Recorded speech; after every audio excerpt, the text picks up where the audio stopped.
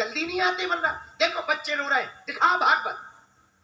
अब पंडित जी मनी मन बोले कौन से गांव में फंस गए, हम तो सोच रहे थे स्वागत होगा, वो हमसे ही चिल्ला के कह रहा है अभी तक आए।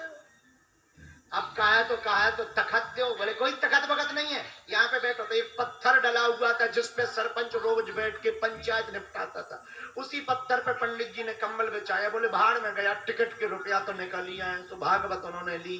अब जैसे ही ली तो सरपंच अंदर चला गया, बोले हम भोजन कर रहे, दिखाओ भागवत। वो खाना खाने चला गया। अब गांव वाले बैठ गए, बोले चलो भैया भागवत देख लो, हो रही भागवत। बोले कैसी होती है, बोले हमें क्या पता, देख लो।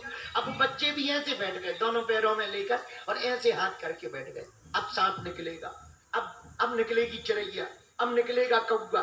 दोनों लड़के बैठ गए। 1 घंटा हो गया, पंडित जी मंगलाचरण करें, बढ़िया श्लोक गावे। गांव वाले बोले ये क्या हो रहा है, बोले भागवत हो रही है। तो लोगों को लगा कि अब कुछ निकलेगा, गांव में कभी भागवत भई नहीं। 1 घंटा बाद जब सरपंच खा पी करके आया तो सरपंच की एक विचित्र आदत थी। क्या? जिस पत्थर पे पंडित जी बैठे थे वो उसी पर रोज 1 घंटा सोता था दोपहर में। अब आज पंडित जी भागवत कर रहे तो करे क्या, उसने सोचा इनकी भागवत चलने दो पर सोना बंद नहीं होना चाहिए।